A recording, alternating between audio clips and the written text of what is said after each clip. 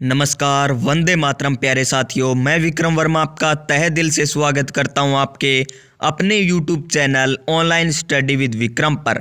तो प्यारे साथियों, आप सभी स्वस्थ होंगे, मस्त होंगे और सीटेट की तैयारी में जुट चुके होंगे।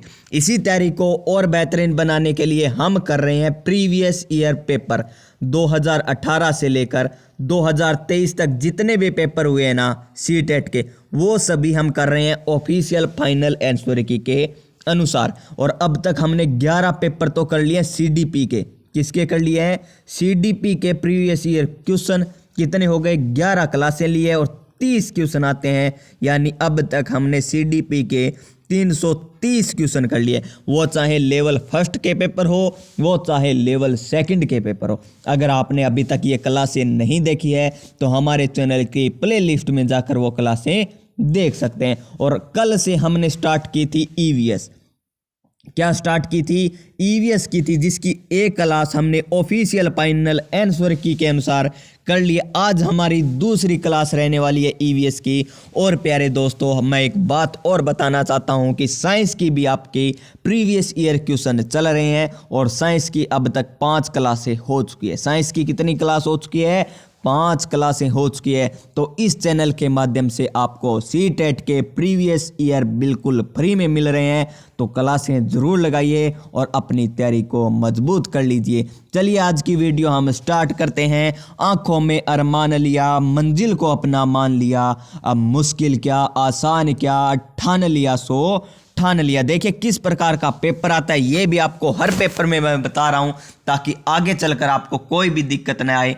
लेवल फर्स्ट में देख लीजिए किस प्रकार का पेपर आता है। लेवल फर्स्ट में यहां पर देखिए आपको साफ साफ दे रखा है बाल विकास एवं शिक्षा शास्त्र भाग ए। बाल विकास एवं शिक्षा शास्त्र भाग ए 1 नंबर क्वेश्चन से लेकर क्वेश्चन नंबर 30 तक।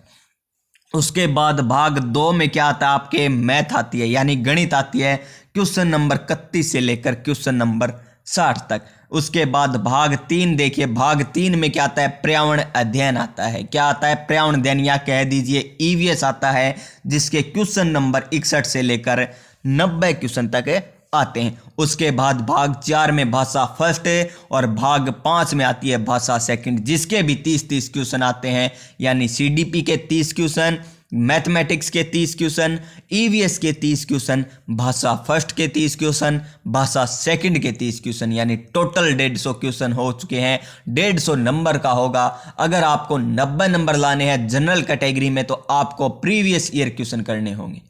जनरल ही नहीं, ओबीसी वाले को भी 90 नंबर लाने होंगे, क्योंकि प्यारे साथियों अगर आपके 90 नंबर नहीं आते हैं ना तो आप अदर स्टेट में फार्म नहीं भर सकते।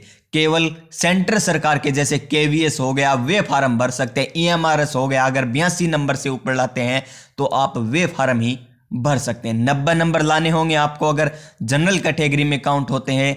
SC ST वालों को कम लाने होते हैं, लेकिन आप सभी टारगेट लेकर चलिए, 90 नंबर ही लाने हैं हमें, या इससे अधिक नंबर लाने। चलिए देखते हैं हमारा क्वेश्चन नंबर 1 भाग फर्स्ट में बाल विकास एवं शिक्षा शास्त्र, ये हमने कर लिया था ऑफिशियल आंसर की के अनुसार। फिर आता है मैथमेटिक्स, ये भी हम करने वाले हैं इसी चैनल के माध्यम से। तो चैनल को सब्सक्राइब कर लीजिए और पास में जो बेल आइकन है उसे दबा दीजिएगा ताकि आने वाली प्रत्येक वीडियो का नोटिफिकेशन भी आपको मिल सके। क्वेश्चन नंबर 61 ये रहा पर्यावरण अध्ययन पार्ट 3। पर्यावरण अध्ययन पार्ट 3 देखिए किस प्रकार का क्वेश्चन आया। शानदार क्वेश्चन है। अगर आप ये क्वेश्चन कर देते हो ना, मान के चलिए आपकी रीजनिंग भी सही है और मैथमेटिक्स भी सही है। तो देखिए क्वेश्चन क्या है, क्वेश्चन नंबर 61 यानी ईवीएस का क्वेश्चन नंबर 1। कोई व्यक्ति 29 नवंबर 2019 को एक एक्सप्रेस ट्रेन में सूरत से नागरकोइल केरल जाने के लिए बैठा। देखिए कहां से बैठता है? सूरत से बैठता है। कहां से बैठता है? सूरत से बैठता है। और कहां तक जाता है? नागरकोइल केरल तक। नागरकोइल केरल तक वो जाता है। और कब बैठता है वो ट्रेन में? वो बैठता है 29 नवंबर को। कब बैठता है? 29 नवंबर को ट्रेन में बैठता है। उसके बाद देखिए यह ट्रेन सूरत से 19:45 पर चलती है। 19:45 बजे चली। कितने बजे चली है? 19:45, यानी रात के, कब? रात के 7:45। रात के 19:45 है, यानी 19:45 पर यहाँ से चलती है। और 1 दिसंबर 2019 को यहाँ पर 1 दिसंबर को कहाँ पर है, केरल में 1 दिसंबर को 11:45 बजे नागरकोइल पहुंची, या 11:45 पर नागरकोइल पहुंचती है। कब? 11:45 पर। यदि सूरत से नागरकोइल के बीच मार्ग की दूरी कितनी देर की हमें दे रखी है, 2120 किलोमीटर। कितनी? 2120 किलोमीटर ये दूरी दे रखी है। किलोमीटर में है तो अच्छा है, और हम घंटे में ले आएंगे तो किलोमीटर प्रति घंटा की चाल आ जाएगी ना। तो इस यात्रा में ट्रेन की औसत चाल क्या थी, औसत चाल हमें बताना है। इसके लिए आपको पता होना चाहिए सूत्र, और सूत्र कौन सा? चाल बराबर, ध्यान से देख लीजिए, चाल बराबर दूरी बटा समय। चाल बराबर है दूरी बटा समय। अगर आपको ये पेपर कठिन लग रहा है, ये सवाल कठिन लग रहा है, तो प्यारे साथियों इसमें हम कुछ नहीं कर सकते, और इसी प्रकार के क्वेश्चन आएंगे आपको, क्योंकि ये प्रीवियस ईयर पेपर है ना। मेरा काम आपको समझाना है, वो मैं आपको अच्छी तरह से समझा दूंगा। देखिए, चाल बराबर दूरी बटा समय। चाल बराबर क्या होता है? दूरी बटा समय। दूरी हमें कितनी देर की है? 2120 किलोमीटर। कितनी देर की है?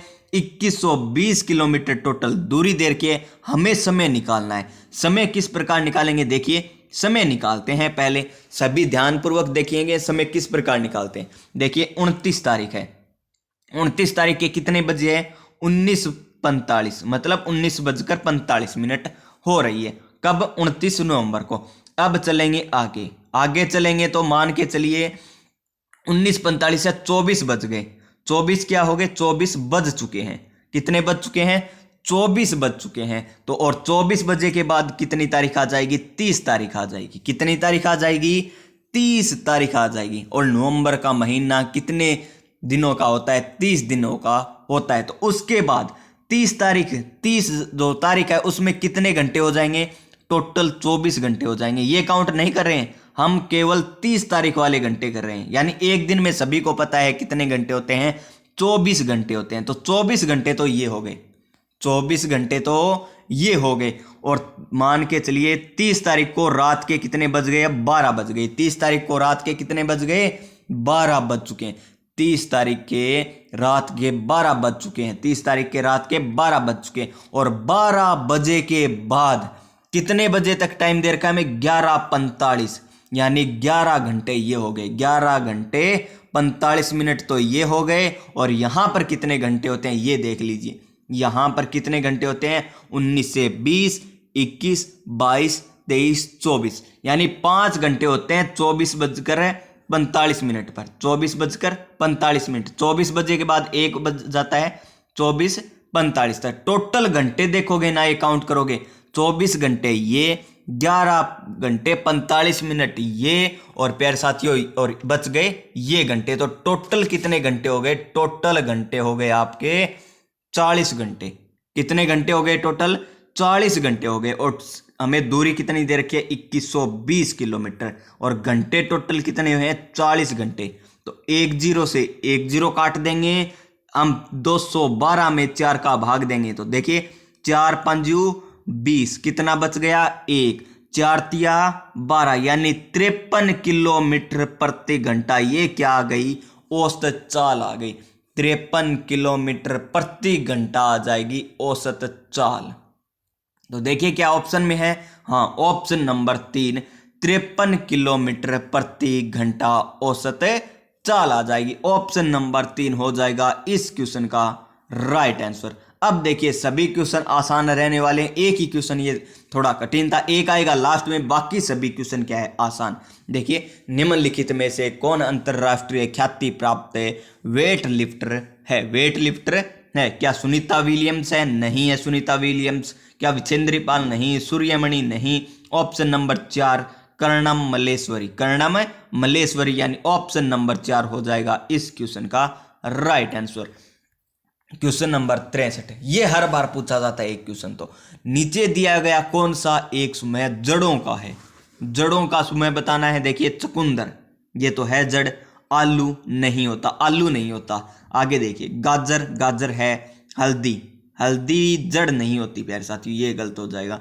शक्करकंदी, मूली, मूली, हल्दी, हल्दी भी नहीं होती यहाँ पर। गाजर, चुकंदर, मूली, यानी ऑप्शन नंबर 4 हो जाएगा इस क्वेश्चन का राइट आंसर। ऑप्शन नंबर 4 गाजर, चुकंदर, मूली, ये सभी क्या हैं, जड़ों के एक समूह है, क्योंकि गाजर भी नीचे होती है, चुकंदर भी नीचे होती है और मूली भी नीचे होती है, धरती के नीचे। चलते हैं नेक्स्ट क्वेश्चन, क्वेश्चन नंबर 64 पर। रेगिस्तानी ओक नाम का एक पेड़ है जो पाया जाता है। रेगिस्तानी ओक नाम का एक पेड़ है जो पाया जाता है। कहां पर पाया जाता है ये पाया जाता है ऑस्ट्रेलिया में। कहां पर पाया जाता है? ऑस्ट्रेलिया में। ये सीधे हैं, अगर आपको याद है तो क्वेश्चन कर सकते हो, समझ पर बिल्कुल आधारित नहीं है, एकदम याद करने वाले। रेगिस्तानी ओक नाम का एक पेड़ कहां पर पाया जाता है? ऑस्ट्रेलिया में पाया जाता है। कहां पर पाया जाता है? ऑस्ट्रेलिया में। इसमें समझाने वाली बात है क्या है। चलते हैं नेक्स्ट क्वेश्चन, क्वेश्चन नंबर 65 पर। और क्या है, बड़ा क्वेश्चन है और हमें कथन भी बताने हैं। इस प्रकार का क्वेश्चन है 65 नंबर क्वेश्चन। चलिए पहले हम ऑप्शन पढ़ लेते हैं। क्या है, ये रहे क्वेश्चन के ऑप्शन। नेपीपेनिथ क्या है? नेपिथिस क्या है? नेपिथिस वह पौधा है जो शिकार करता है के विषय में नीचे दिए गए कथनों पर विचार कीजिए। यह पौधा ऑस्ट्रेलिया, इंडोनेशिया और भारत के में मेघालय में पाया जाता है। सही है, नेपेथिन्स का पौधा ऑस्ट्रेलिया, इंडोनेशिया और भारत में मेघालय में पाया जाता है। इसका आकार घड़े जैसा होता है और अपना मुंह एक पत्ती से ढका होता है। सही है ये। यह केवल छोटे कीड़े मकोड़ों को फंसाकर अब उनका शिकार करता है, नहीं बड़े को भी कर सकता है ये। यह छोटे कीड़े मकोड़ों को खींचने के लिए मोहक आवाज निकालता है, जो उसमें फंस जाते, आवाज नहीं निकालता है। तो देखिए सही कथन, देखिए ए और बी केवल सही थे ना। ए और बी कौन से में? ऑप्शन नंबर 1 में। ऑप्शन नंबर 1 इस क्वेश्चन का क्या हो जाएगा? राइट आंसर हो जाएगा। क्वेश्चन नंबर 66 क्या है? भारत की आजादी से पहले महात्मा गांधी जी ने जिस दांडी के समुद्र तट तक अपनी प्रसिद्ध यात्रा की थी, वह भारत के नीचे दिए गए किस राज्य में? यानी दांडी कहां पर है? कहां पर है? कौन से राज्य में है ये हमें बताना है। तो वो है गुजरात में। कहां पर है? गुजरात में। यानी ऑप्शन नंबर 4 हो जाएगा इस क्वेश्चन का राइट आंसर। चलते हैं फिर नेक्स्ट क्वेश्चन, क्वेश्चन नंबर 67 पर। उच्च ज्वर, तेज बुखार के साथ कंपकंपी, ऐसा आते ही आपको पता चल गया कि मलेरिया है, जिसका उपचार सिनकोना पेड़ की छाल से किया जाता है। ये शानदार है। आपसे पूछ सकते हैं कि तेज बुखार जिसमें कंपकंपी के साथ बुखार आता है, उसका उपचार किसके द्वारा किया जाता है? तो सिनकोना पेड़ की छाल से किया जाता है उपचार, और वो है मलेरिया। क्या है? मलेरिया, यानी ऑप्शन नंबर 2। चलते हैं नेक्स्ट क्वेश्चन, क्वेश्चन नंबर 68 पर। शानदार क्वेश्चन है, शानदार से शानदार क्वेश्चन। हमें क्या बताना है? अस्पताल के सापेक्ष डॉक्टर के घर की स्थिति बतानी है। तो किस प्रकार बताएंगे? देखिए क्वेश्चन को पढ़िए, शानदार तरीके से पढ़ेंगे हम क्वेश्चन को। देखिए, किसी डॉक्टर का घर एक्स पर स्थित है, ये मान लीजिए एक्स, ये है डॉक्टर का घर। एक्स क्या है? डॉक्टर का घर है प्यारे साथियों। उसका अस्पताल वाई पर स्थित है। उसका अस्पताल कहां पर है? वाई पर स्थित है। हमें नहीं पता वाई कहां पर है अब तक। चलिए आगे पढ़ते हैं। डॉक्टर के घर से अस्पताल जाने के लिए कोई सीधी भी सड़क नहीं है। हमें क्या, हम बांके होकर चले जाएंगे? क्या है, हम टेढ़े होकर चले जाएंगे। अतः डॉक्टर पहले ए पर जाता है। कहां पर जाता है? ए पर जाता है। पर ए है किधर, ये आगे पढ़ेंगे तब पता चलेगा। जो एक्स के ठीक पूर्व में 600 मीटर की दूरी पर है। देखिए यहां पर आपको पता चल गया ए कहां पर है? एक्स से पूर्व में, ये रहा पूर्व में 600 मीटर की दूरी पर ए यहां पर है। कहां पर है ए? एक्स से पूर्व में 600 मीटर की दूरी पर ए स्थित है। ये हो गया इतना। तो आगे पढ़िए। फिर वह बी पर जाता है। अब बी पर जाएगा, जो ए के ठीक दक्षिण में, जो ए के ठीक दक्षिण में। चलिए ए के ठीक दक्षिण में चलते हैं। और कितना चलना है? 450 मीटर, यानी 450 मीटर चलना है। 450 मीटर चलना है हमें। कितना मीटर चलना है? 450 मीटर चलना है। ये इससे तो कम होगी ना, ये अधिक हो गई, ये कम हो गई। यहां पर क्या है, बी है, यहां पर क्या है, बी है। चलिए आगे चलते हैं, आगे क्या कह रहा है, आगे चलिए। फिर वह सी पर, देखिए 450 मीटर की दूरी पर है, फिर वह सी पर जाता है। अब कहां पर जाएगा, सी पर जाएगा, जो बी के ठीक पश्चिम में 120 मीटर की दूरी। देखिए बी का पश्चिम किधर होगा, इधर होगा, और कितनी दूरी पर है, 120। चलिए इतनी हो गई 120 मीटर की दूरी, और यहां पर क्या है, सी, यहां पर क्या है, सी हो जाएगा। अब चलते हैं फिर आगे, क्या कह रहे हैं, और अंत में, अब अंत आ गया, और अंत में वह वाई पर अपने अस्पताल पर पहुंचता है। वाई अपने अस्पताल पर पहुंचता है, जो सी के ठीक उत्तर में। चलिए सी के ठीक उत्तर में, और कितना है, 90 मीटर की दूरी पर है। ये रही 90 मीटर की दूरी, और यहां पर क्या है, वाई, यहां पर क्या है, वाई है 90 मीटर की दूरी पर। अब हमें क्वेश्चन बताना है, अस्पताल के सापेक्ष, ये रहा अस्पताल के सापेक्ष डॉक्टर के घर की स्थिति बतानी है। डॉक्टर के घर की स्थिति बतानी है हमें। तो देखिए डॉक्टर के घर की स्थिति कहां पर है, तो ये रही डॉक्टर के घर की स्थिति, इस दिशा में। ऊपर क्या हो गया, उत्तर, नीचे क्या आ गया, दक्षिण, इधर क्या आ गया, पूर्व, इधर क्या आ गया, पश्चिम। यानी उत्तर, ये तो हो गई उत्तर, ये क्या हो गई, पश्चिम। डॉक्टर का घर कहां पर है अस्पताल से, उत्तर पश्चिम में। ये उत्तर पश्चिम हो गई ना बीच में, तो डॉक्टर का घर अस्पताल से उत्तर पश्चिम दिशा में। अगर हमें ये पूछता डॉक्टर के घर के सापेक्ष अस्पताल की दिशा कौन सी है, तो अस्पताल की दिशा हो जाती यहां पर दक्षिण पूर्व, दक्षिण पूर्व। लेकिन हमें क्या पूछा है, अस्पताल के सापेक्ष डॉक्टर के घर की सही दिशा बतानी है। तो देखिए उत्तर और पश्चिम के ठीक बीच में है, तो उत्तर पश्चिम इस क्वेश्चन का राइट आंसर हो जाएगा, यानी ऑप्शन नंबर 2। ऑप्शन नंबर 2 इस क्वेश्चन का राइट आंसर है, उत्तर पश्चिम। चलिए नेक्स्ट क्वेश्चन की बात करते हैं। इतना क्वेश्चन आपको समझ में अच्छे तरीके से आ चुका होगा। क्वेश्चन नंबर 69, चेराऊ नाच, कौन सा नाच, चेराऊ नाच, कौन सा नाच, चेराऊ नाच कहाँ के लोग करते हैं, कौन सा नाच है, चेराऊ नाच। ये तो करते हैं मिजोरम के लोग। कहाँ के करते हैं, मिजोरम के लोग चेराऊ नाच करते हैं, यानी ऑप्शन नंबर 2। चलते हैं फिर नेक्स्ट क्वेश्चन, क्वेश्चन नंबर 70 पर। तमिलनाडु के निकटवर्ती राज्य है, शानदार क्वेश्चन। अगर आपको मैप अच्छे तरीके से आता है, इंडिया का मैप अच्छे तरीके से आता है, तभी इस क्वेश्चन को आप कर सकते हैं। तमिलनाडु के निकटवर्ती राज्य है, ये हमें बताना है। तो देखिए आंध्र प्रदेश, आंध्र प्रदेश तो है, सही है। उड़ीसा, कर्नाटक, उड़ीसा नहीं है, क्या है, उड़ीसा नहीं है, कर्नाटक भी है। आंध्र प्रदेश, कर्नाटक, ये दो तो तमिलनाडु के साथ सीमा बनाते हैं, लेकिन उड़ीसा नहीं बनाता, यानी ऑप्शन नंबर 1 तो हो गया कट। उसके बाद देखिए केरल, केरल बनाता है तमिलनाडु के साथ।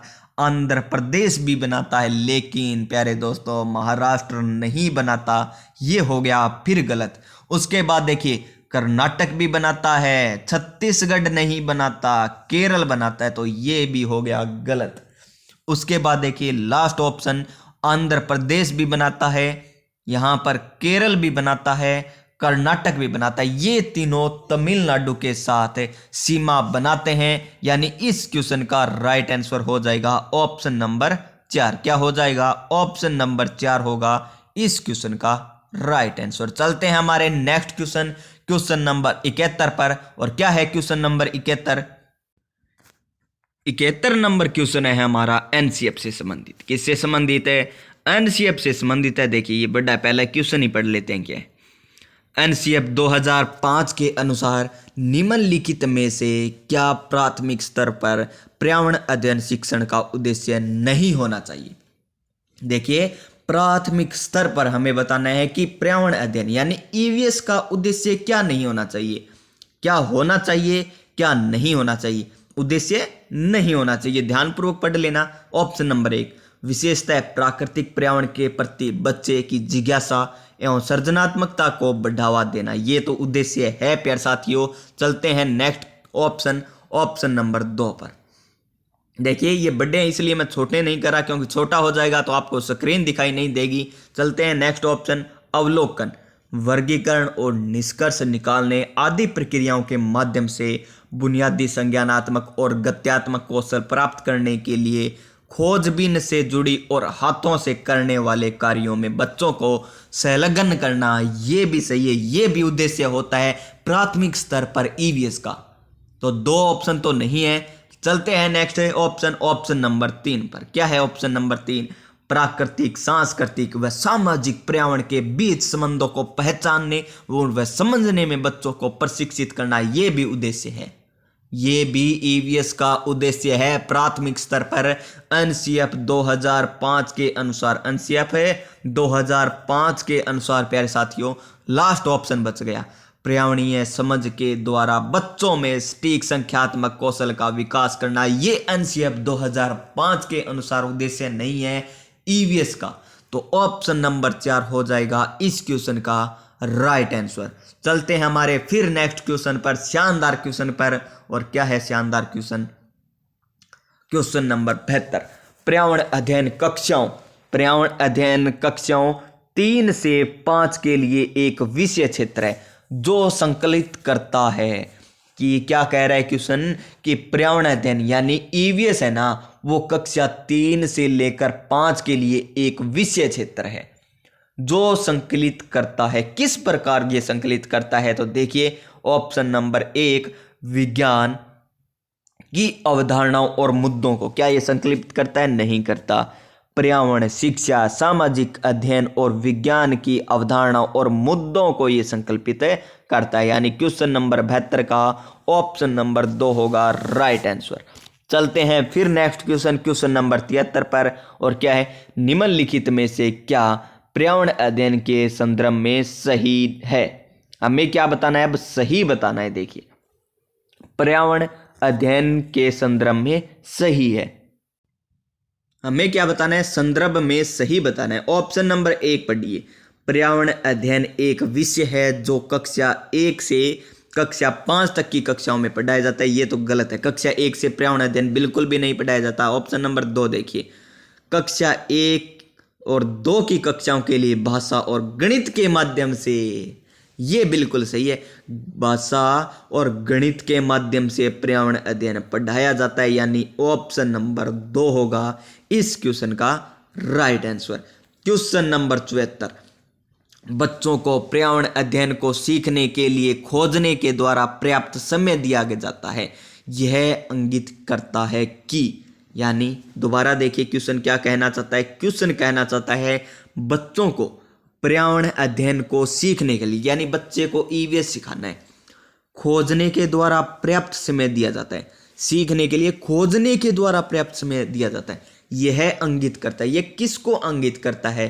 क्या पर्यावरण अध्ययन याद करके सीखा जाता है? बिल्कुल नहीं, यह तो हो गया गलत। पर्यावरण अध्ययन सूचनाओं के द्वारा सीखा जाता है, गलत। पर्यावरण अध्ययन बाल केंद्रित है, जी हाँ, पर्यावरण अध्ययन बाल केंद्रित है प्यारे साथियों। ऑप्शन नंबर 3 इस क्वेश्चन का राइट आंसर हो जाएगा। क्वेश्चन नंबर 75, निम्नलिखित में से कौन सा पर्यावरण अध्ययन पाठ्यक्रम के सुझावित प्रकरणों का उप प्रकरण है? इस क्वेश्चन का राइट आंसर ऑप्शन नंबर 3 आपको दिखाई दे रहा होगा, जानवर। क्या है? जानवर। पर्यावरण अध्ययन पाठ्यक्रम के सुझावित प्रकरणों का उप प्रकरण कौन हो गए? जानवर, यानी ऑप्शन नंबर 3। चलते हैं फिर हमारे नेक्स्ट क्वेश्चन नंबर 76 पर। और क्या है, निम्नलिखित में से क्या पर्यावरण अध्ययन के शिक्षक के लिए वांछनीय गतिविधि है? पर्यावरण अध्ययन विषय के लिए वांछनीय गति कौन सी है? विभिन्न कक्षाओं को बहुसांस्कृतिक क्षेत्रों में संबोधित करना, ये ही हो जाएगी वांछनीय गतिविधि। तो विभिन्न कक्षाओं के बहुसांस्कृतिक क्षेत्रों को संबोधित करना, यानी ऑप्शन नंबर 1 क्या हो जाएगा? ऑप्शन नंबर 1 राइट आंसर हो जाएगा। क्वेश्चन नंबर 77, ये शानदार क्वेश्चन है। और क्या है क्वेश्चन नंबर 77? निम्नलिखित में से क्या पर्यावरण अध्ययन में बच्चों के द्वारा ज्ञान की रचना में महत्वपूर्ण है? बच्चों के द्वारा ज्ञान की रचना में क्या क्या महत्वपूर्ण है? बच्चों को सक्रिय भाग लेना, ये तो महत्वपूर्ण, सबसे ज्यादा महत्वपूर्ण है। बच्चों के समुदाय के सदस्य भी महत्वपूर्ण है। पर्यावरण अध्ययन की पाठ्य पुस्तक भी महत्वपूर्ण है। पर्यावरण अध्ययन की पाठ्य पुस्तकों में दी गई व्याख्या और परिभाषा ये नहीं है, यानी 1 नंबर, 2 नंबर, 3 नंबर। देखते हैं कौन से ऑप्शन में 1, 2, 3। तो ऑप्शन नंबर 1, ऑप्शन नंबर 1 इस क्वेश्चन का राइट आंसर हो जाएगा। क्वेश्चन नंबर 78 और क्वेश्चन नंबर 78 ध्यानपूर्वक पढ़िएगा। बच्चों को पर्यावरण अध्ययन सीखने में प्रभावशाली तरीके से जोड़ा जा सकता है। बच्चों को पर्यावरण अध्ययन सीखने में प्रभावशाली तरीके से जोड़ा जा सकता है। किस प्रकार प्रभावशाली तरीके से जोड़ा जा सकता है ये हमें बताना है। क्या वृत्तांत के माध्यम से? नहीं। क्या कहानियों के माध्यम से? जी हाँ, कहानियों के माध्यम से हम जोड़ सकते हैं। तो ऑप्शन नंबर बी हो जाएगा इस क्वेश्चन का राइट आंसर। रुकिए, इस क्वेश्चन का right answer option number B, वृत्तांत या कहानियां सुनाकर। हमें 2 बताने हैं। क्या बताने हैं? हमें इस प्रकार बताना। आगे ऑप्शन देखिए किस प्रकार दे रखे हैं, इस प्रकार बताएंगे ताकि ये क्वेश्चन सही हो जाए। देखिए, वृत्तांत सुनाकर, कहानियां सुनाकर, ये सही है। मैंने क्यों बताया ऑप्शन नंबर बी इस प्रकार बताया? क्योंकि वृत्तांत से ज्यादा कहानियां ज्यादा अच्छी होती है। ये दोनों भी अच्छे हैं। शिक्षक के द्वारा अवधारणाओं की प्रभावशाली व्याख्या करके नहीं समझाया जा सकता। शिक्षक के द्वारा अवधारणाओं को प्रभावशाली प्रदर्शन और व्याख्या, फिर व्याख्या आ गई तो ये भी नहीं है। तो 1 और 2, तो देखते हैं कौन से ऑप्शन में है। ऑप्शन नंबर ए और बी में। ऑप्शन नंबर ए और बी कौन से में है? ऑप्शन नंबर 2 में, यानी इस क्वेश्चन का राइट आंसर ऑप्शन नंबर 2 हो जाएगा। क्वेश्चन नंबर 79, पर्यावरण अध्ययन के शिक्षक के द्वारा बच्चों को जानवरों का अवलोकन आगे क्या है और उनका चित्र बनाने का प्रेरित करने का उद्देश्य क्या है? इसका उद्देश्य ये हमें बताना है। तो देखिए, इसका उद्देश्य क्या है? बच्चों में सृजनात्मकता का विकास करना, सही है। बच्चों में सृजनात्मकता का विकास करना, सही है। बच्चों में अवलोकन और रचना कौशल का विकास करना, सही है। बच्चों में सौंदर्यगत संवेदनाओं का विकास करना, सही है। यानी तीनों जो कथन दे रखे हैं वो सही है। तो option number 4, option number 4 A B C तीनों क्या है? सही है। चलते हैं नेक्स्ट क्वेश्चन, क्वेश्चन नंबर 80 पर। और क्या है क्वेश्चन नंबर 80? 80 नंबर क्वेश्चन है हमारा, पर्यावरण अध्ययन में शिल्प कला और चित्रकला को समूह करके सीखने पर बल दिया जाता है। क्यों दिया जाता है बल, ये हमें बताना है। तो देखिए, क्यों बल दिया जाता है? कक्षा की अनुशासनहीनता को रोकने के लिए, समय में शिक्षकों के लिए एक आसान और बहुत सारी प्रभावशाली युक्ति है। गलत है ये तो। समूह में सीखना, सहपाठी द्वारा सीखने को प्रोत्साहित करता है, सही है। ये तो क्या है? बिल्कुल सही है। समूह में सीखना कक्षा में सामाजिक अंतःक्रिया को बेहतर बनाता है, सही है। आगे देखिए, समूह में सीखना पर्यावरण अध्ययन के पाठ्यक्रम को समय पर पूरा, गलत है। ये किस प्रकार हो गया? यानी बी और सी। ऑप्शन नंबर 2 में देखिए बी और सी नहीं है, बी और डी है। ऑप्शन नंबर 3 बी और सी, यानी ऑप्शन नंबर 3 हो जाएगा इस क्वेश्चन का राइट आंसर। क्वेश्चन नंबर 81, और क्या है क्वेश्चन नंबर 81? निम्नलिखित में से क्या पर्यावरण अध्ययन को सीखने में सबसे प्रभावशाली संसाधन है?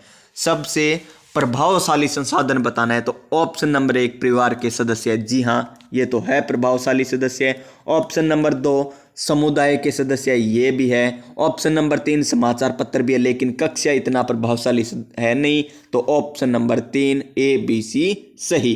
चलते हैं क्वेश्चन नंबर 82 पर। निम्नलिखित सीखने के कौन से सिद्धांत का पर्यावरण अध्ययन में अनुसरण होता है? तो किसका होता है अनुसरण? ऑप्शन नंबर 4 ज्ञात से अज्ञात की ओर, ज्ञात से अज्ञात की ओर इस सिद्धांत का अनुसरण पर्यावरण अध्ययन में होता है। चलते हैं हमारे नेक्स्ट क्वेश्चन, क्वेश्चन नंबर 83 पर। क्या है? निम्नलिखित में से कौन सा पर्यावरण अध्ययन में सीखने का रचनात्मक आकलन का संसाधन नहीं है? तो कौन सा नहीं है ये हमें बताना है। तो ऑप्शन नंबर 4 वार्षिक उपलब्धि परीक्षण, वार्षिक उपलब्धि परीक्षण इस क्वेश्चन का राइट आंसर। क्वेश्चन नंबर 84, निम्नलिखित में से किसको पर्यावरण अध्ययन में बच्चों के आकलन के द्वारा आकलन में दूर करना चाहिए। निम्नलिखित में से किसको पर्यावरण अध्ययन में बच्चों के आकलन में दूर करना चाहिए। तो वो करना चाहिए बच्चों के उत्तरों को सही या गलत में आंकना। ये इस प्रकार नहीं होना चाहिए आकलन में। किस प्रकार नहीं होना चाहिए आकलन में? ऑप्शन नंबर 1 बच्चों के उत्तरों को सही या गलत आंकना। ऑप्शन नंबर 1 ही इस क्वेश्चन का राइट आंसर हो जाएगा। चलते हैं हमारे नेक्स्ट क्वेश्चन, क्वेश्चन नंबर 85 पर। और क्या है क्वेश्चन नंबर 85? कक्षा 1 से 5। क्या है? कक्षा 1 से 5 नहीं, कक्षा 5 की शिक्षक एक क्रियाकलाप को संचालन करती है जिसमें वह कक्षा के बच्चों से फर्श पर चीनी के कुछ दाने डालने को कहती है और उनको चींटियों के आने का इंतजार करने को कहती है। बच्चों के इस क्रियाकलाप से अर्थपूर्ण सीखने को मिल सकता है यदि शिक्षक बच्चों को क्रियाकलाप का अवलोकन और अनुभव साझा और उस पर चर्चा करने को प्रेरित करता है। ऑप्शन नंबर 3 हो जाएगा इस क्वेश्चन का राइट आंसर। क्वेश्चन नंबर 86 और क्या है? नीचे दी गई सूची पर विचार कीजिए। हमें सूची दे रखी है, उस पर विचार करना है। चलिए विचार करते हैं। कछुआ, घड़ियाल, कौवा, बतख, मछली ये दे रखे हैं। इन सूची में निम्न दूसरे से भिन्न कौन है? कौवा अलग है, पहले से ही पता चल रहा है कौवा अलग है। मछली एक है, घड़ियाल भी है, कौवा क्या हो जाएगा? अलग, यानी option number 2। Option number 2 column 1 और कॉलम 2 को हमें क्या करना है? मिलाना है। कॉलम 1 और कॉलम 2 को हमें मिलाना है। हांगकांग में क्या है? पकाया हुआ सांप। हांगकांग में पकाया हुआ सांप। गोवा के छोले भटूरे। कश्मीर में सरसों के तेल में बनी मछली। और केरल में क्या है? किसी भी करी के साथ उबला टेपिओका। यानी 1 में क्या आया? 1 में आया 5 नंबर। 2 में क्या आया? 1 नंबर। फिर क्या आया? 3 में 2 नंबर। उसके बाद 4 में क्या आया? 5 नंबर। 4 में 4 नंबर, यानी 5 1 2 4, 5 1 2 4 2 4 4 नहीं, गोवा में छोले भटूरे नहीं, नारियल के तेल की बनी समुद्र की मछली। सॉरी दोस्तों, ये होगा इसका गोवा का नारियल में तेल में बनी समुद्र की मछली। यानी इस प्रकार करेंगे तो हो जाएगा हमारा 5 1 2 3। ऑप्शन नंबर 2 हो जाएगा इस क्वेश्चन का राइट आंसर।